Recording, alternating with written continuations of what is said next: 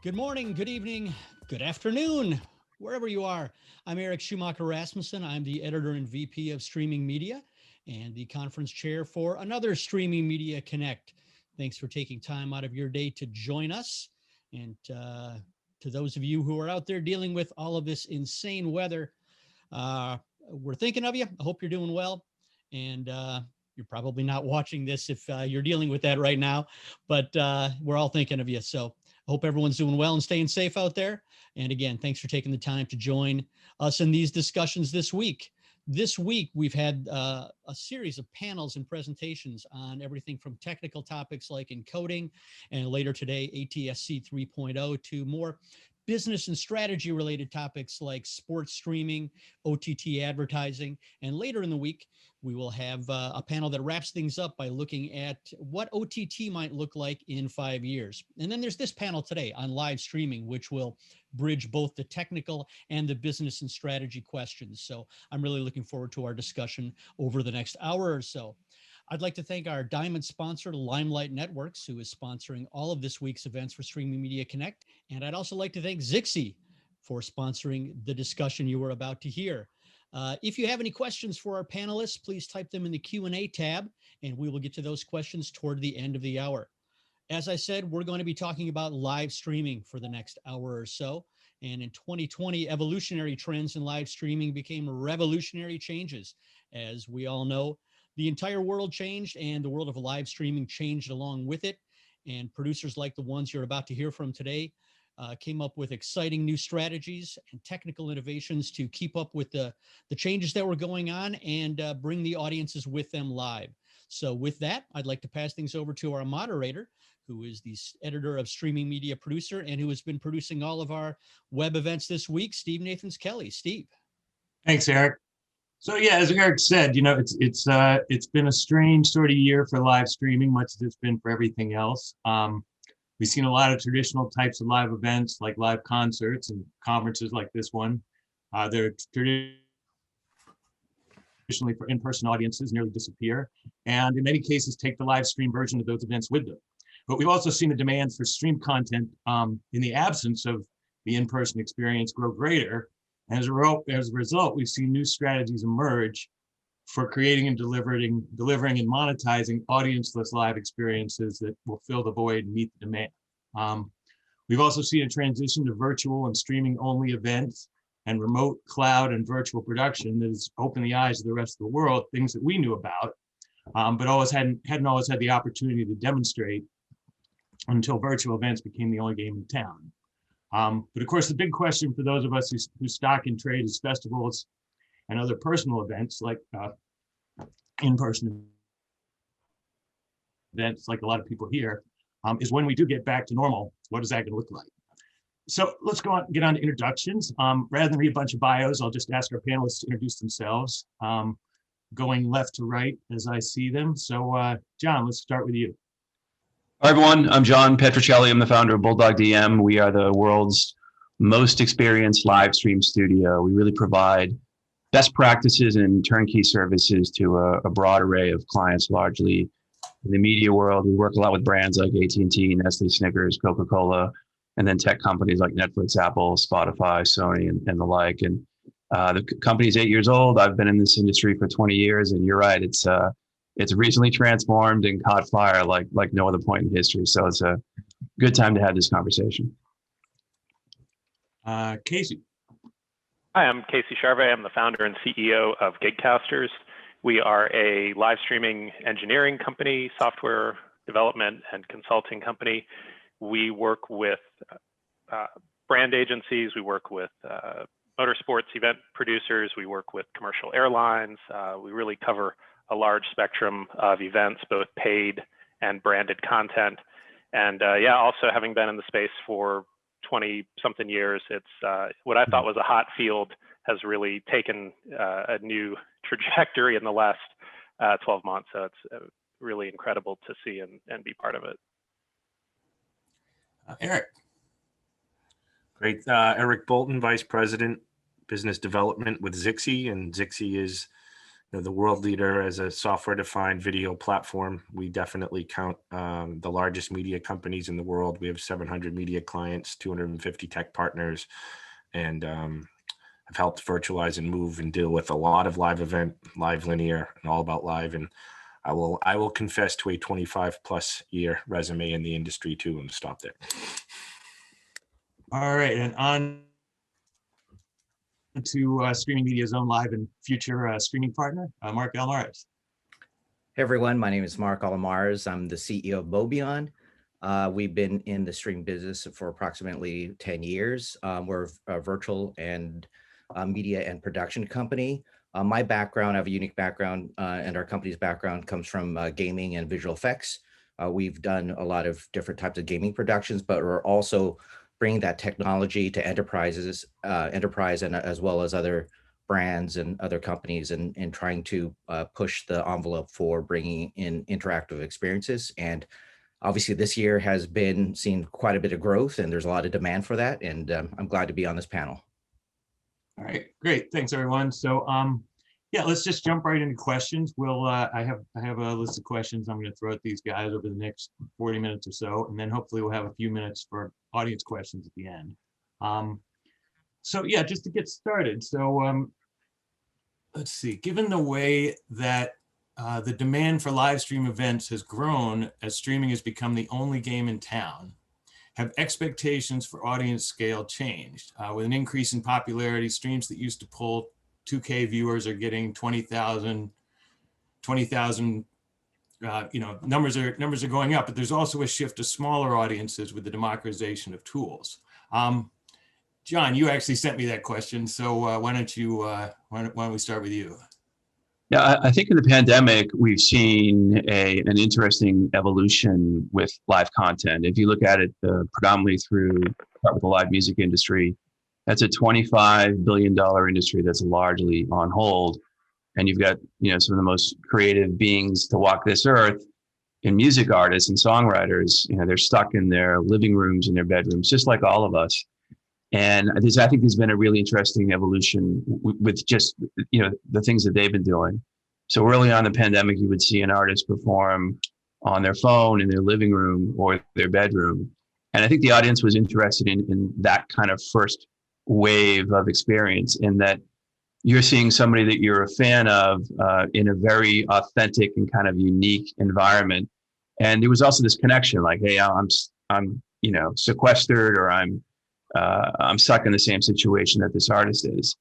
Over time, I think that has significantly changed. I think the audience now, the whole industry has looked at how do we elevate the quality of audio, video, and even how in the lighting and so forth. And we've seen that's kind of grown to, I think there was like a Dua Lipa performance last month where I think the budget was like 1.5 million for this very rich, elaborate, interactive experience. And, not everybody's going to have that kind of a budget to put towards these shows, but I think it's an indicator that, both the content creator, the viewer, and the platform want to take this to a different level. And that also, I think, introduces opportunities for monetization, be that pay-per-view or brand sponsored. And I think, the live content, my team has always kind of evangelized, you've got to take it beyond surveillance video or webcam video. The audience is going to come, they might, even if it's Drake or The Weeknd or some iconic, content creator, the audience will come and they're going to check that out. The idea is, how do you get them to stay in that moment and kind of extend the watch time? And that's really done through quality audio, quality video, but more so converting that into, converting the viewer into a participant and kind of creating a collaborative and a participatory broadcast. And that's things like, chat. I think the chat's got to be curated. It can't be just filled with nonsense and rhetoric and, polarizing, commentary, but also the ability for the audience to have the ability to maybe switch their camera feed, polling, chat, trivia, calls to action, graphics, overlays, photo walls.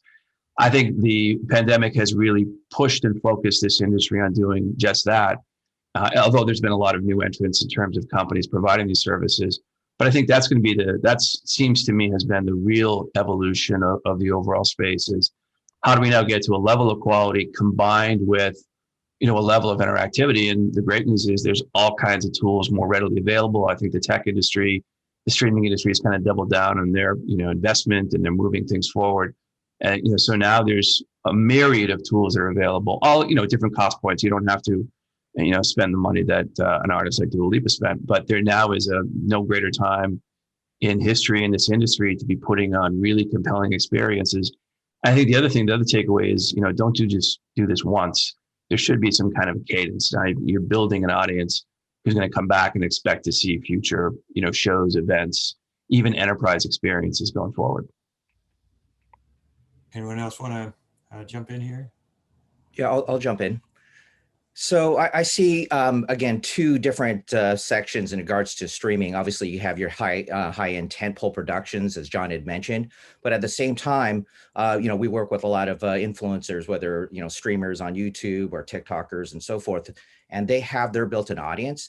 And again, in the productions that we are involved in do encompass the higher-end productions, but also because of the audience base, specifically for online and influencers, they sometimes go towards a direction of more of a lo-fi experience, because again, they want to retain the authenticity and that connection with their audience. And if they make it look overproduced, they lose the attention of their fan base or their followers. So there's a contrast between the two different markets. And also, obviously, again, with big name acts and traditional again, celebrities and musicians and artists, in that perspective, yes, they want the overall high-end virtual experience, but at the same time, again, on other smaller platforms, or I'm sorry, other online platforms, those influencers are requesting something that's a little bit more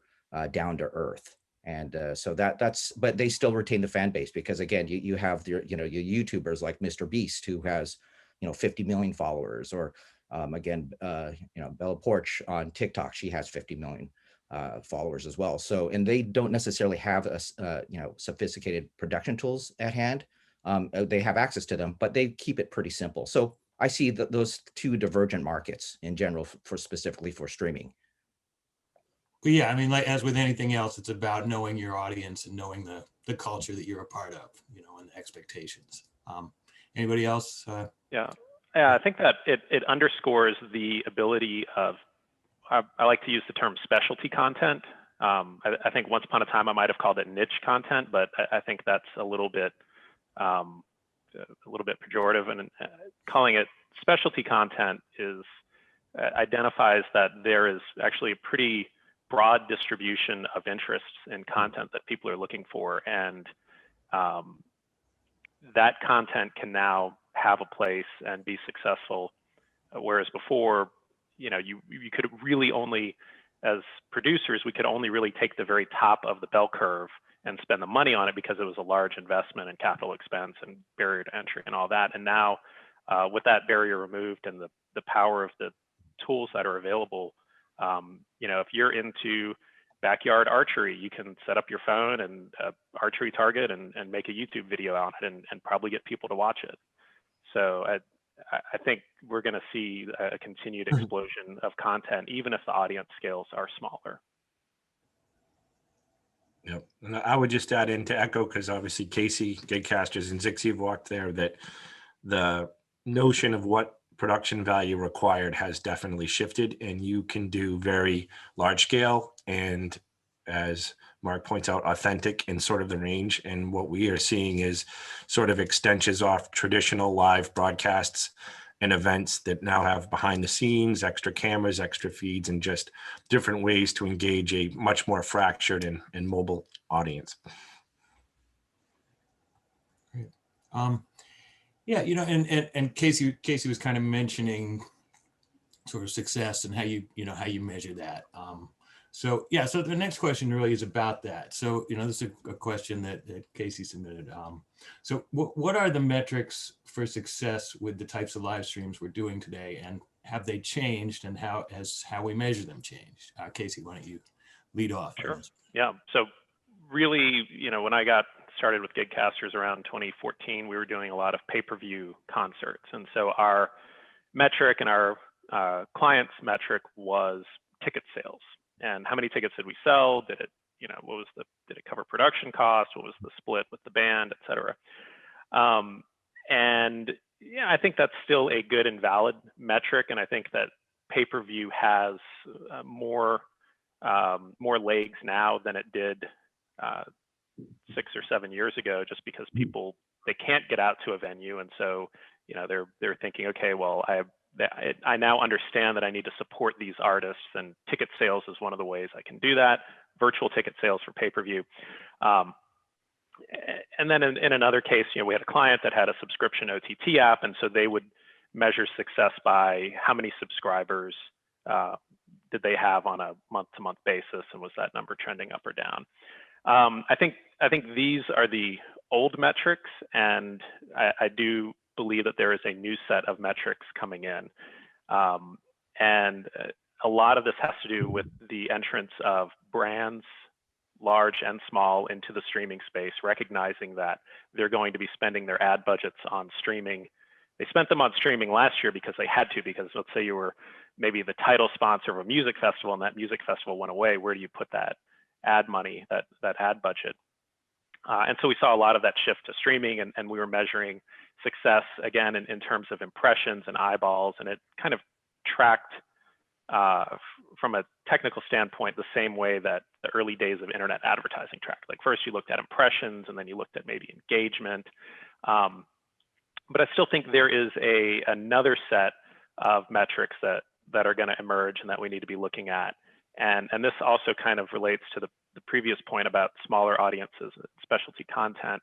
And what John said was really great in that you need a cadence, right? You have to, you can do one event and you can dump a bunch into that one event and hope that, you strike it rich on that one event.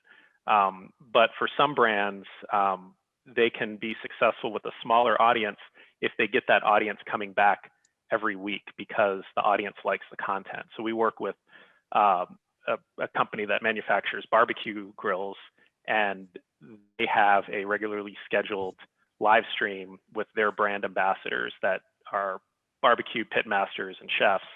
And so the audience is people that own these, but also people that enjoy the content and enjoy the barbecue grill and cooking on it. And so they want to come back over and over again. And so they're really building up a loyal fan base and really engaged viewers. And that's a little bit tougher to measure because now you're trying to track not just numbers, but across social media, you're trying to track repeat views and get a handle on, how loyal somebody is. And so I think that's going to be the next generation we see as people begin to, as brands begin to embrace streaming content more and more.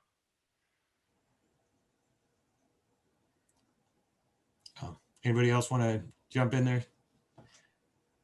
I think for metrics in this industry, it's hard to dismiss the fact that probably one of the most disrupted industries on the planet is the advertising industry, right? A $503 billion industry where the old school mentality is realizing that people are moving to their connected devices to consume content, and the average consumer attention span is now dropped from 12 seconds down to 8 seconds.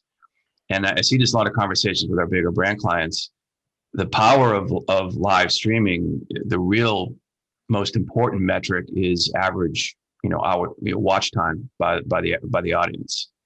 And if done properly, the advertiser can address their three of their biggest challenges: cord cutting, ad blocking, and brand safety. And we see people tuning in and watching, if this is done properly, for significant blocks of time. Average watch time could be 6, 8, 12, 13, 18, minutes, could be an hour in certain cases. Yeah, I see an hour in some cases. And, there's a sharp ramp and then it hits a plateau if you're watching like the real-time tracking, and they watch the whole time. And you see relatively good alignment between the peak viewer count and the average viewer count, and unique. So that people are really staying engaged. Yeah, and I think that the marketers care more about that than they do the size of the audience. So this is applicable. You could have a niche piece of content, but if you can engage that audience for a significant watch time, that's super valuable to brands and brand marketers. And I think that's the real powerful metric. And, I spend a lot of my time convincing brands to take some of their traditional media spends and invest it into this industry, because the results it's far more economical than buying, traditional TV time. The consumer that they're trying to reach is probably not watching Law and Order on Thursday night on NBC and sitting through the State Farm ad.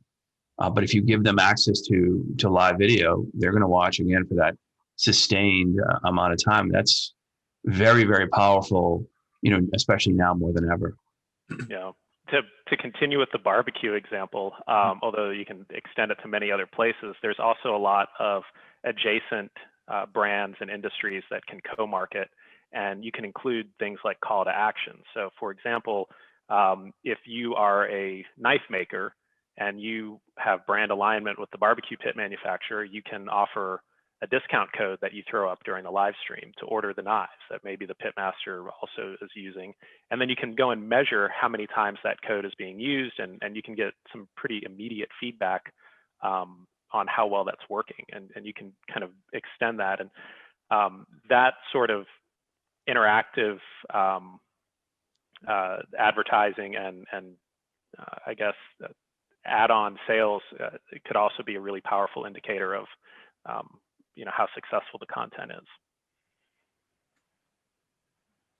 And I would say that we see this trend everywhere, and that, John had referenced the ad market. There's 75 billion in North American broadcast dollars that are spent and run on a Nielsen rating of who's in their living room watching an 8 o'clock show.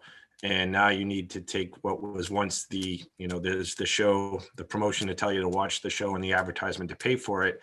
That ad is becoming programming, and you are going to go on a much higher CPM because you can get to the actual person that you wanted to get to. You can measure that. And as Casey was saying, you can co-locate both sponsorship programming and actually understand what the metrics of who you reached. And you're going to see a lot more targeted, customized, both programming and ads going within that, as these live events are the way to actually ensure that you have an audience that you're trying to get to. One thing I do have to add in is that I see a big disconnect between traditional linear media as well as online only. From my experience is that, again, and I could compare a fundraiser that we did for St. Jude's Hospital for Cancer Research for Children. That was also, we had a sponsor from YouTube Originals with the top 10 YouTubers. And in direct comparison from last year to this year, where we did the live fundraising event, we definitely had an increase in viewership from previous year was about 14 million to right now it reached about 20 million. And the direct metrics of success, obviously, in addition to the increase in viewership, we raised, we had planned to raise about $1 million in revenues, but we eventually brought in $3.1 million. So if you wanted to, obviously this was again, a special case scenario with viewers and a fan base that was very religiously following all these YouTube, influencers. And the whole event was about 10 hours. And the average watch time was, I can't give direct numbers, but it's extremely high for a 10-hour stream, as well as, the retention and also audience participation. It was just an absolutely, phenomenal event. So again, and I wouldn't say this was, again, something that was, a common, experience for different, compared to different events that we've produced, but this showed that there has been an increase in audience participation, specifically for the digital markets. But overall, what I do see is there's a disconnect between the media, as I'd mentioned before, traditional linear broadcast, where they need to, again, create more of a hybrid experience to, again, and I've seen statistics where, traditional linear broadcast has seen a decrease in audience viewership. So what we're trying to do is bridge the gap between digital and traditional media. And I think there's a lot of opportunity there, and also being able to can help both ends of the market to again rally and bring in a much more cohesive experience and audience as well. So.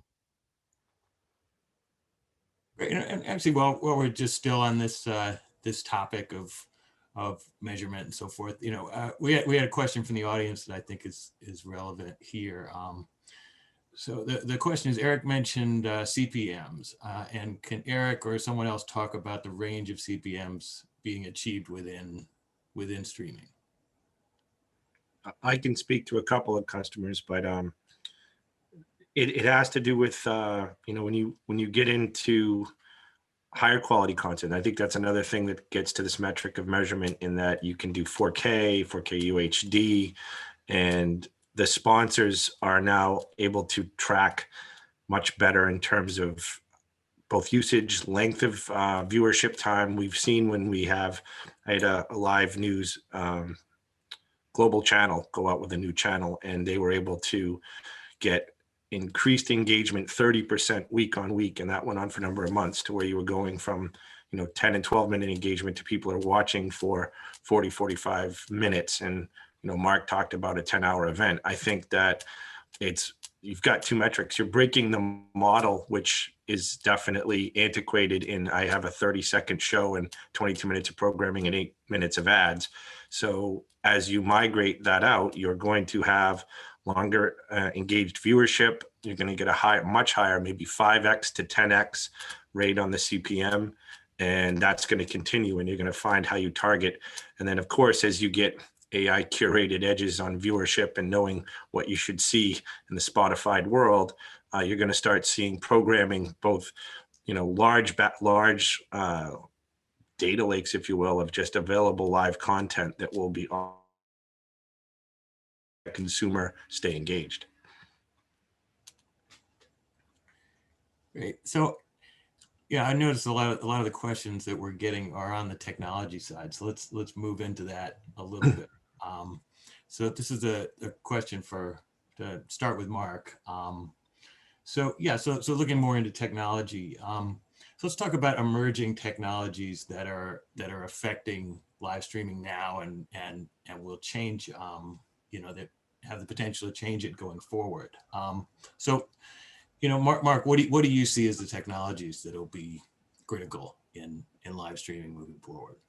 Well, there's several things going on. So obviously there's a lot pointing towards the AR, VR, MR, and then under the whole umbrella of XR type of productions. Obviously everyone's seen some of the virtual production in The Mandalorian, which has caused quite a bit of an uproar in the virtual production field. But I'm seeing more implementation of utilizing video game engines such as Unreal to also bring in and create an experience where you could bring in various inputs and speakers virtually from around the world. We've done several productions that utilize that, and I'm seeing the investment of companies putting quite a bit of again, dollars into creating these virtual studios. And we have a studio in Burbank, and especially in the surrounding area, there has been quite a bit of people in studios looking to install walls, etc., camera tracking systems, and so forth. So I see that the gaming industry will influence how production will be executed in the very near future, because again, the revolution is happening now, because we're having to replicate and simulate a lot of the I guess environments or stages, as well as other types of places where you attended that were live, but now since you're not able to do that, you have to do that in a virtual environment. So that's where I see a lot of technology and investment and interest going into right now at the moment. Yeah, it's interesting you bring up Unreal Engine. I was just talking to a guy a couple of weeks ago from place at Laurel Canyon Live, so it's actually near where you are, Mark. But this is a guy who basically had had built a performance space that was really never intended with an in-room audience in mind. So it was basically bands performing live, but he's creating immersive environments around them with the Unreal Engine. It was just, and it was a direct to streaming operation. It's just really interesting to see. You basically just got a band playing, but the idea is to create a whole narrative around them. It's just interesting. Hey, I don't think they've actually done anything with it yet, but this is what's in progress. can I ask a question, Mark?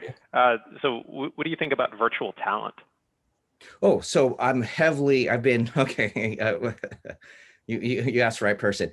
I've been a video game developer for many years, and specifically, I think there is a fantastic market for virtual characters. And also there's been a large growth of what they call VTubers in Japan. They're virtual, influencers.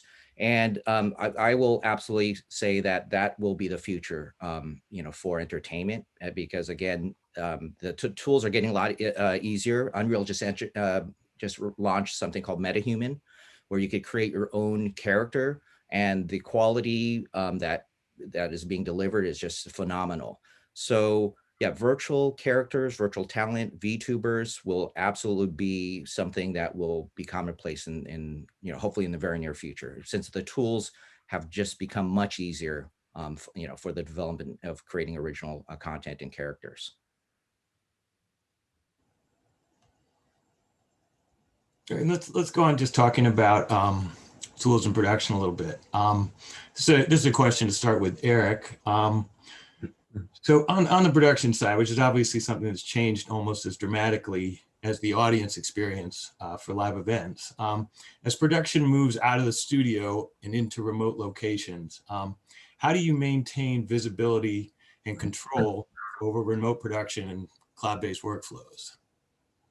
Eric, what do you? Yeah. Well, we certainly saw a lot of that as we went into 2020 in the pandemic. And I would say that, live production and live control rooms was always slated to virtualize, but it was going to take a lot longer. And then that had to happen overnight.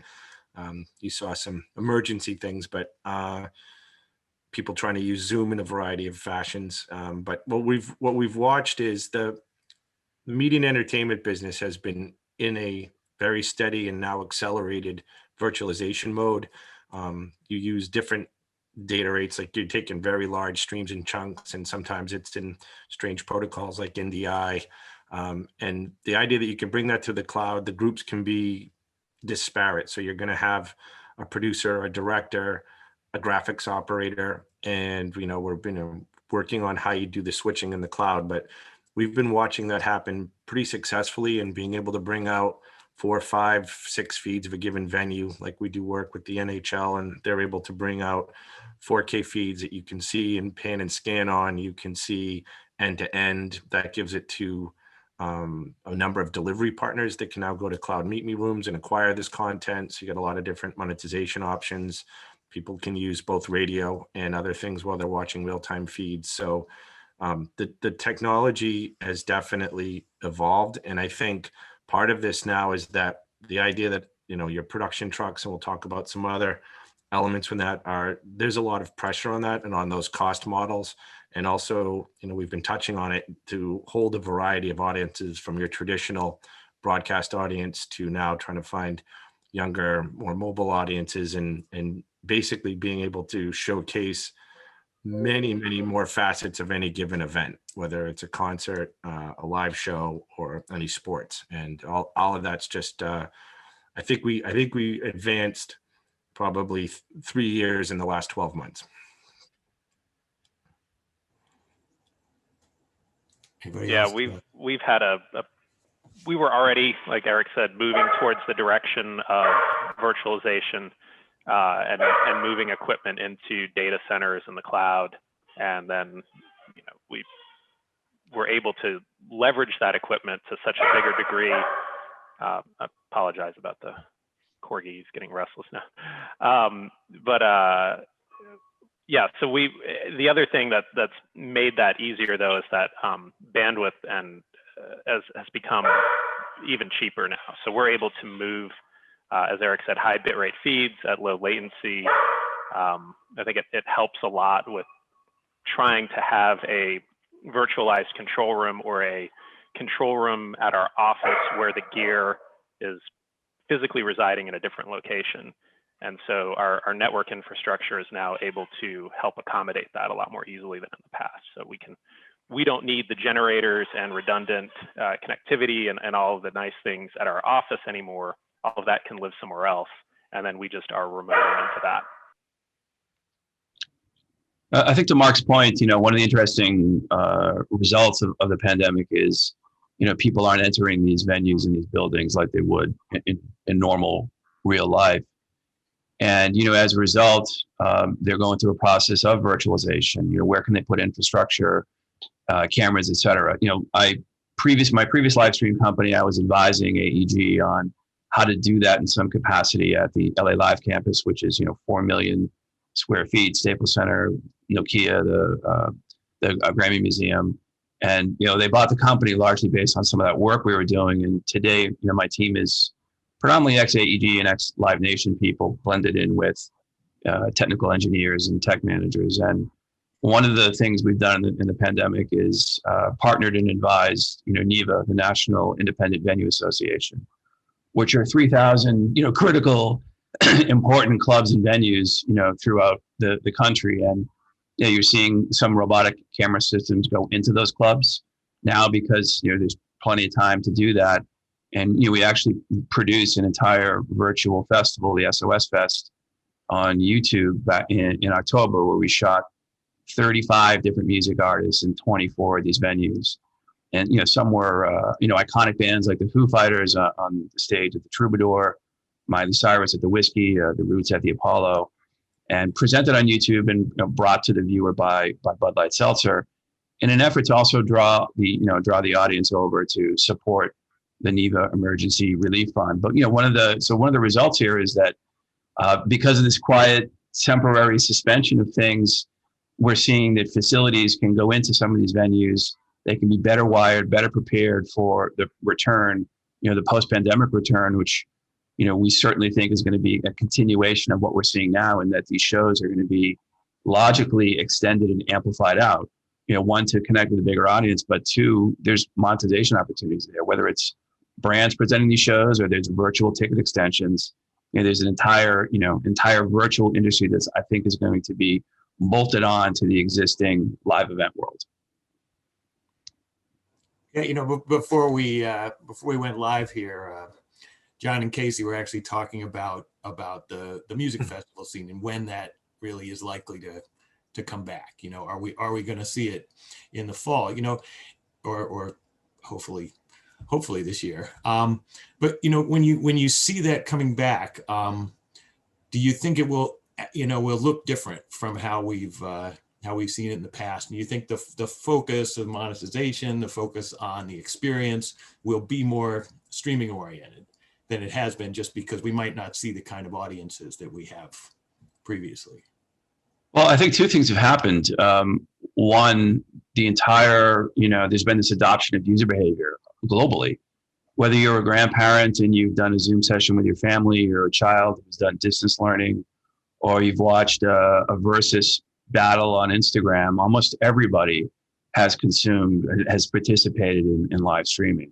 So previously it was, I know that folks like us had to do a lot of evangelism and education and handholding, but hey, this is how this works. This is why you want to do it. But now it's been universally adopted. And in the music business, I think we had some artists, we would go to a festival early on and we get about 60% participation. That number crept up pretty steadily, but you'd still have a couple holdouts who's like, oh, I might not give my best performance, or I don't want to cannibalize future ticket sales, which ironically, it's just the opposite. The more video you stream, the more tickets will sell. And as a result, these artists have all done things out of their living rooms and their bedrooms now. So there's been a dual adoption on both sides. And I think, there was even a Live Nation leaked memo that said, when we go back, when we make offers to these artists, it's going to say in the offer letter, by the way, we are going to be live streaming the show. We're going to pay you, but you're consenting to that. So I think when there is a return, this is going to be, again, a logical extension, of these shows. And, certainly they can be geo-filtered, right? If the show is in the O2 in London and they want to wait till the tickets are sold, they can block that. It's one of the beauties, I think, of this industry. But I think there's going to be, again, a logical extension of these shows, and there's going to be monetization opportunities, whether that's paid or it's sponsored. But even for the artists, right? The discovery factor coming out of live video right now is off the charts. That one Erykah Badu, Jill Scott rap battle, or versus battle on Instagram, 48 hours or 72 hours after that battle, their stream counts on all of their aggregated streaming platforms had tripled. So again, that's revenue that goes back into the recorded music industry and the rights holders. The discovery factor is pretty significant. Yeah, I think that there will now be an expectation that festivals will be streamed, and so now people before were maybe like, oh wow, that was streaming. I'm glad I stumbled across that and found it. And now I think people will be, what do you mean it's not being streamed? Why is it not being streamed? It's and this is something that we can take to presenting sponsors and brands that are already invested in music festivals and say, hey, this is being demanded by the consumers. On the influencer side of the coin too, I think one of the big places where influencers used to make their mark was at live events, walking around festivals and sort of kind of catching the narrative of the vibe and the crowd. And I think once this restarts, there's going to be some new tools as well as an increased expectation that there will be live components, from the event while it's going on. Mark, I know a big part of what you do is producing other types of virtual events. And, as we've talked, you said that this is something you've been doing for years. It's obviously ramped up in the last 10 months. Is this something you expect to be a bigger and bigger, virtual events being a bigger and bigger part of what you do, in the years to come? Yeah, absolutely. So where I see things are going is it's, as the pandemic continues, there's going to be more efforts in trying to replicate the, live experience on location, et cetera. And that's where a lot of R&D is going to be, taking place. But so it's going to come in two form factors, right? And again, the push for entirely virtual events, but also as the pandemic lifts, we're going to see more hybrid events where it might be limited on, at a concert location, for example, as well as bringing those feeds into more of a virtual control room and being able to create a different and new experience. So I absolutely feel that the virtual event space will grow exponentially. But another thing that I think that will be happening as well is everything will be much more software and cloud-based, and also more reliance on the video game engine. And again, it may evolve from the video game engine into something else. But for instance, you literally now, and the way things are progressing, can produce a full event within the game engine by taking in various feeds, whether through NDI, bringing in Zoom calls, bringing in graphics, again, virtual stages, et cetera, and also controlling lighting within the game engine through DMX, as well as synchronizing that with external lighting control as well. So I would say that the video game engine, or a derivative of that, or the evolution of that, will be the main component for streaming in the future, because everything will mostly be inside that production tool. And how audiences will be experiencing that will vary as well, because right now, even though there's always been a push for VR experiences and so forth, and other types of things where you want to get the audience involved, I think right now, utilizing those tools, we're seeing a lot of positive response on flat 2D video, the final output, the final program feed that is being experiences on, either on a mobile platform on flat video, but the tools behind it are again, video game engines and video game elements. And I'm finding out that, and we'll see that the video game industry will have a direct influence on the live streaming industries from here on, especially. Okay, and we've got a lot of audience questions stacked up here that I want to get to, but I did want to ask, I did have a really good question from and for Eric that I'm really interested in hearing about before we switch over to the audience. So this is a question.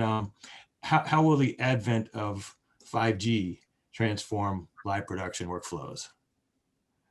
Yeah, 5G has become a very big strategic initiative for us. We're actually in a couple of production pilots at the moment.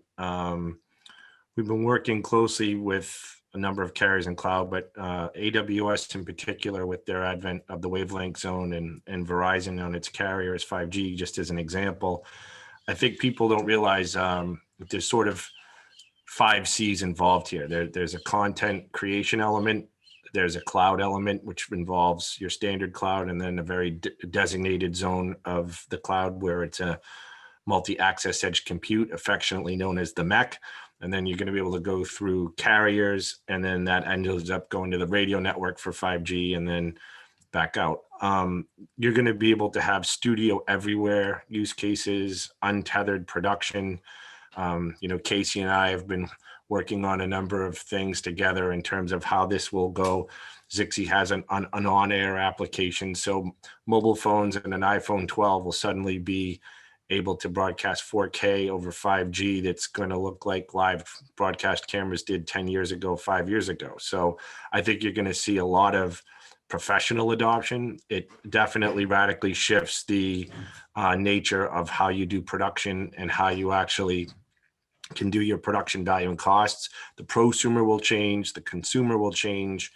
And I think you're going to see that you can push off to, hey, oh, sorry about the dog.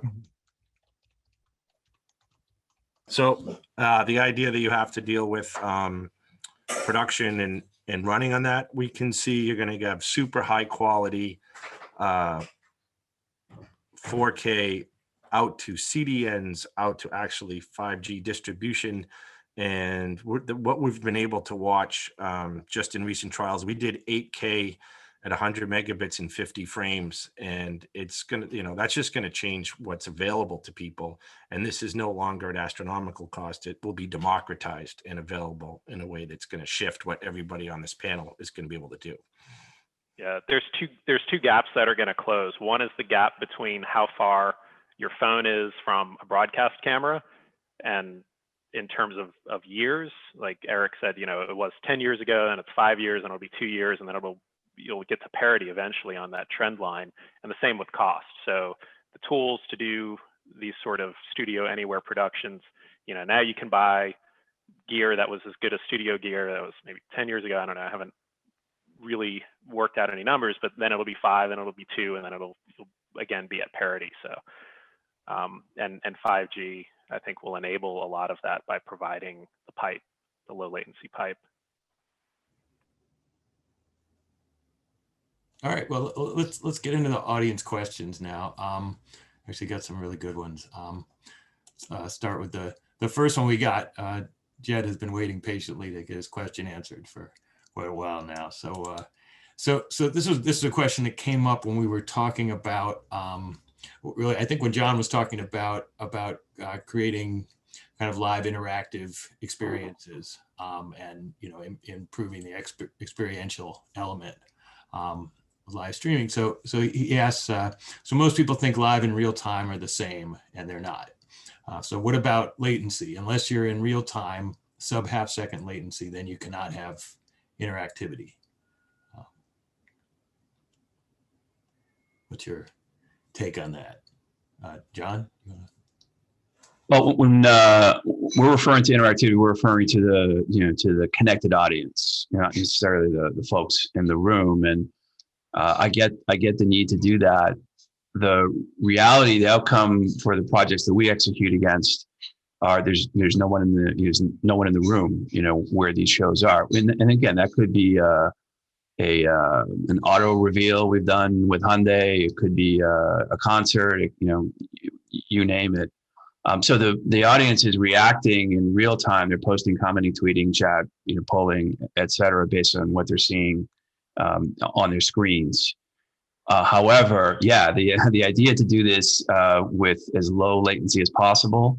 I think the sports world is endeavoring to making progress to figuring that out, because latency is a killer, right? You want to know that the goal has been scored. You want to be able to see that, not 45 seconds after the fact. especially when there's a return to, people in the venues. I don't have the magic formula that I know there are companies that specialize in solving that problem. And, I think that's going to become outside of sports. I think the other content verticals are going to have the same requirements and the same needs and the same demand to get to a place where there's instantaneous connection between the virtual audience as well as the in-room audience. And here's another one that came up when we were talking about kind of bringing the audience in, and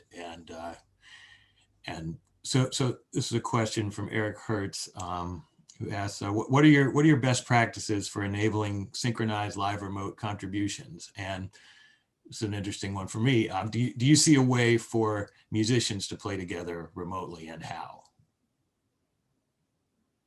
Casey? I've had this question come up at least once a month from customers or clients. That's really tricky. It's a frame of video is 33 milliseconds, give or take. If you're off by more than like 2 frames with audio sync, it's pretty noticeable and can be distracting if you have a good eye, and really anything more than that, just about anybody can tell. For musicians trying to play together, staying on beat is critical, and with the latency, you kind of can't have that. And this has nothing to do necessarily with video latency, but just processing latency and physical limits of how long it takes a packet to get from A to Z, and inherent buffers and audio devices and things like that. So the only solution, and I haven't put this into production because it just sounds too much of a nightmare, would be to have some sort of synchronized track that everybody plays back to together, and then at a central location, try to match that back up to one another by introducing delay at a central area when doing a final mix down. But then you're removing the ability of one musician to play off of another and improvise off of one another. So while they might be in sync to a drum track, they won't actually be able to improvise to one another, because if they can hear one another, they'll be somewhere in the neighborhood of 60 to 100 milliseconds of latency, and I don't see how, just given the physics and speed of light and things like that, how you're really going to be able to overcome that.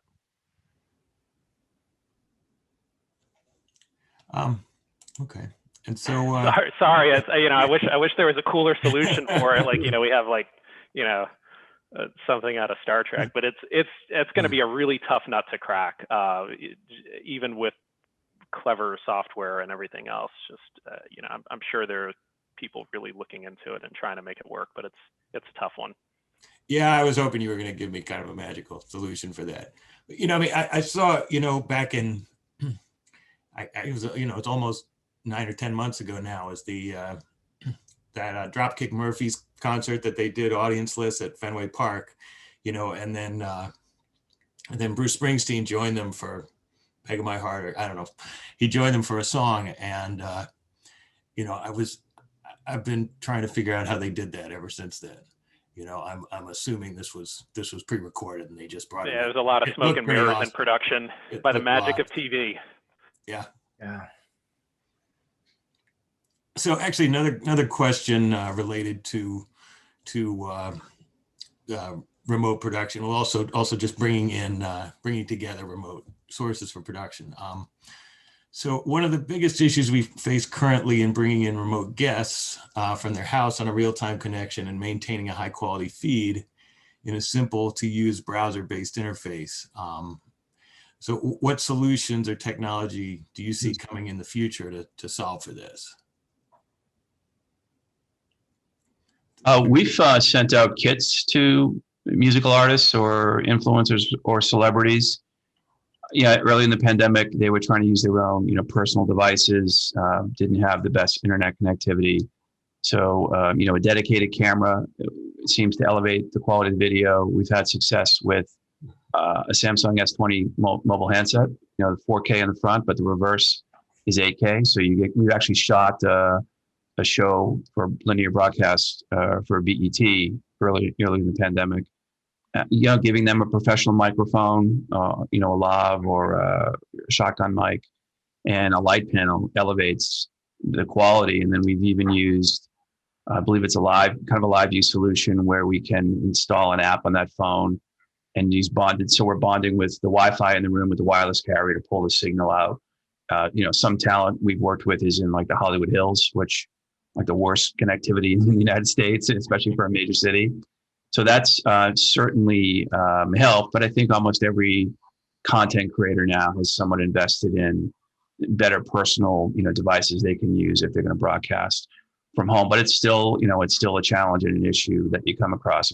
We advise people, let's try to do this with as much redundancy and backup paths as we possibly can, so the show will stay on the air. And if they can't do that, we advise emphasize audio as much as you can, even if it's a music performance. If your passionate fan base is watching the stream and there's some issues with the video, at least the audio, will survive until they rebuffer or reestablish their connection. And that seems to be a helpful guideline. But the reality is we're still all in this together and trying to evolve and trying to figure out as we progress. Well, we at Zixi have definitely, and Casey can attest, doing things. We understand the REMI. We've got clients like, Sirius XM, and there's a ton of at home and REMI contribution. As John mentioned, you have encoder kits, but I think that you're going to see a lot more packaged mobile. We talked about that 5G and what that will mean, but certainly having 4G and having Wi-Fi and being able to bond and cut over.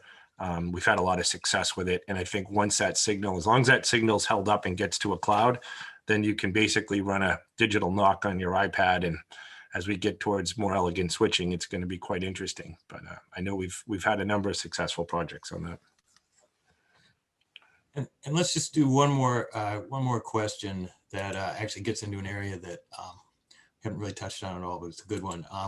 So do your customers want you to push to multiple live streaming platforms, say YouTube, Facebook Live, Twitch, and others, or aggregate audience and fewer audiences and fewer platforms? And then how many and which of these do you recommend to your clients?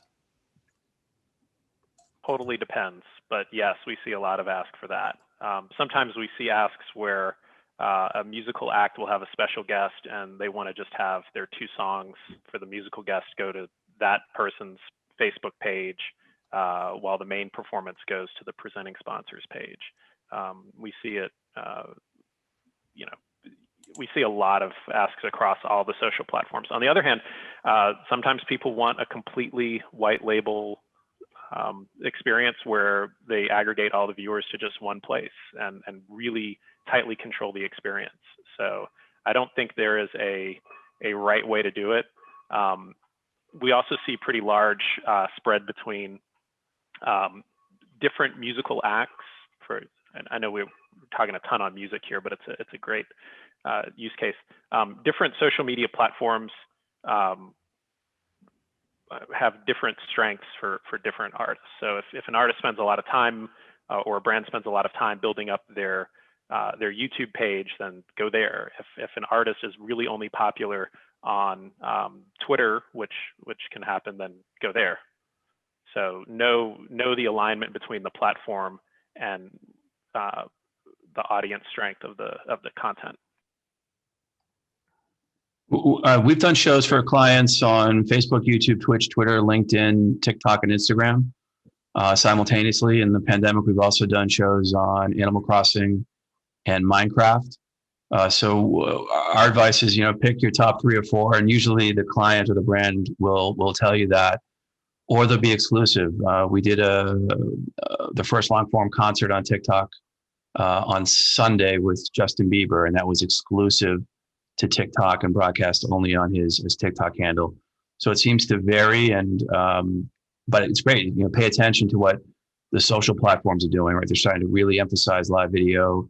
Make enhancements. Instagram had that 1 hour cap on live shows on Instagram, which they've now lifted. I think you can go up to 3 or 4 now if you're a verified account. So I think you can see more and more emphasis on live across those social platforms, which I think is to the benefit of everybody. Great, great. Well, this has been a lot of fun for me. We're at the top of the hour here, and we got another one of these coming up in a few minutes, another session. So I'm going to thank all our panelists and thank the audience for joining us, and throw it back to Eric. Thank you very much, Steve. And yes, thanks to all of our panelists again. And thanks to the audience for so many questions. Obviously, we didn't have time to get to them all, but I believe we're able to save those and send them to the panelists offline if they might have a chance to answer some of those questions later on. And I'd also like to thank Zixi once again for sponsoring this session, and Limelight Networks for sponsoring the entire week of sessions here at Streaming Media Connect. We will be back in just about a half hour to talk about ATSC 3.0. So I hope to see you then.